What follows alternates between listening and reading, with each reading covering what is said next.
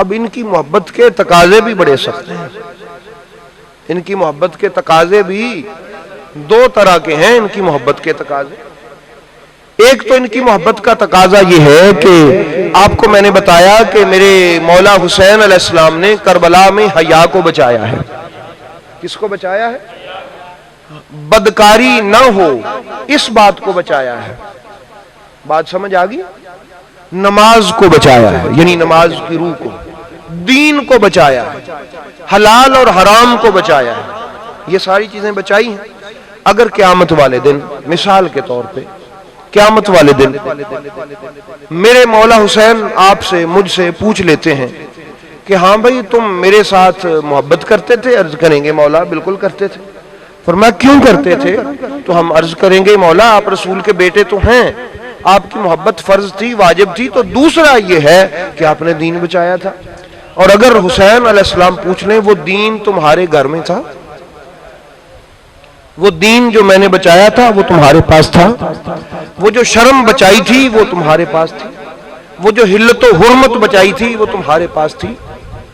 یہ ساری چیزیں جو میں بچا کے گیا تھا کربلا میں، اس کو اپنایا تھا؟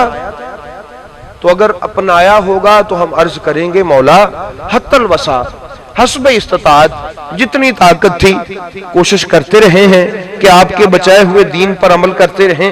تو میرے مولا حسین آپ کو اپنے سینے سے لگا لیں گے. تو ویسے تو وہ لاجپال ہیں، تو اتنے کریم ہیں اور کہ ان کی کریمی کا تو کوئی حد بننا ہی نہیں ہے.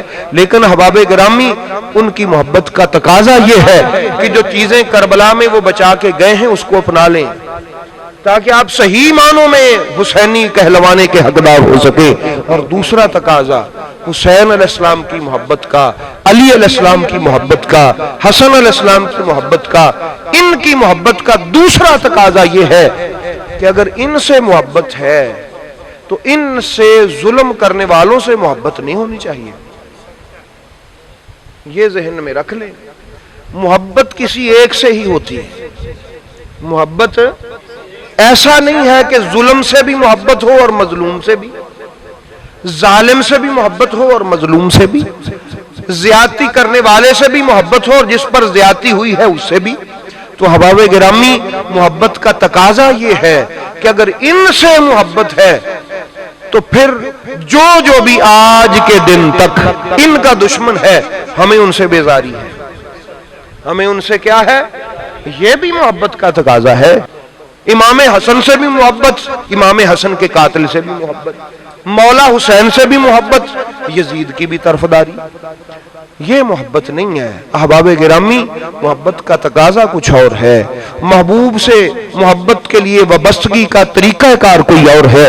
تو شاہ صاحب قبلہ یہی فرمایا کرتے تھے اور اس کا مفہوم یہی ہے کہ دواں بیڑیاں چلات نہیں رکھی دی، اگر پار لگنا ہے تو اہل بیت کی کشتی میں سوار ہو جاؤ. کون سی کشتی میں؟ اہل بیت کی کشتی میں، جو نجات والی کشتی ہے. تو احباب گرامی یہ وہ ولایت ہے کہ جس کے بغیر چارہ کار نہیں ہے. ان کی ولایت کا دم بھریں، یہ قیامت والے دن ولایت آپ کو پار لگا دے گی. کیا کر دے گی؟ پار لگا دے گی. یہی وہ ولایت ہے. نبی پاک نے فرمایا قیامت والے دن، بھئی قیامت والے دن حوض کوثر کے علاوہ ڈاکٹر صاحب پانی اور کہیں ہوگا؟ بھئی کسی کے علم میں ہو کہ شاید کسی اور کے پاس بھی پانی ہو، کسی کے ابا جی نے پانی کا وہاں کو ٹپ ڈب رکھا ہوا ہو، حوض ہو، کسی اور کے دادا جی یا نانا جان نے کوئی اہتمام کیا ہوا ہو. ہے صرف حسین کے نانے کا ہوگا. کس کا؟ صرف آپ بول کے کہہ دیں وہ حوض صرف ایسا ہی ہے. اسی حسین کا نانا فرماتا ہے میں تمہارے پاس اپنی اولاد اور قرآن چھوڑ کے جا رہا ہوں. جب تم حوض کوثر کے لیے تڑپتے بلکتے، جب یہ دل یہاں پر ہوں گے اور پیاس کے ساتھ یوں شدت ہوگی کہ جیسے کلیجہ پھٹ رہا ہے اور کسی جگہ پہ پینے کے لیے پانی نہیں ہوگا، ہانپتے ہوئے جب اس حوض کوثر کی طرف لپکو گے تو کیا سمجھتے ہو؟ آتے ہی یہ کہا جائے گا ہائے ہائے ہائے ہائے میرا امتی بڑا پیاسا ہے، میں اس کو پانی پلا دوں؟ کیا یوں منظر ہوگا؟ کیا یہ کہا جائے گا کہ فرشتوں جلدی کرو جلدی کرو جلدی کرو، یہ بڑا پیاسا ہے، اس کو پانی دے دو؟ سرکار نے فرمایا نہیں نہیں نہیں نہیں، فانظروا،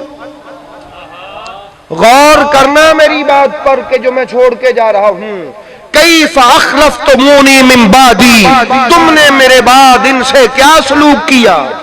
حوض کوثر پہ تمہارا نبی پہلے پوچھے گا، اگر کام کی بات آئی تو پانی دے گا، ورنہ آگ کا کوڑا علی کے ہاتھ میں ہوگا، حوض کوثر سے دھتکار دیا جائے گا۔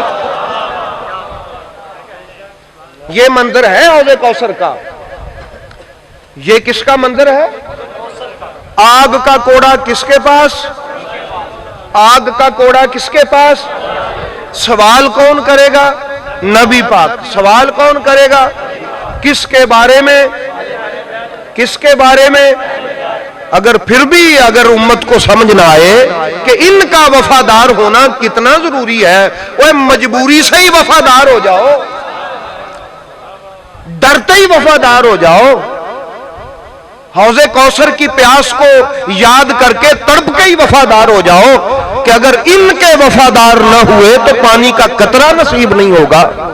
تو احباب گرامی، یہ بات آپ کبھی بلائیے گا نا، یہ ایسا نہیں ہے کہ نبی پاک نے فرمایا ہے کہ میرے حوض کوثر پر ستاروں جتنے برتن پڑے ہوئے ہیں، جو باغا باغا منہ اٹھا کے آئے گا اس کو فوراً میں کہوں گا ابو بکر عمر علی اس کو پکڑا دو، فرشتوں اس کو پلا دو۔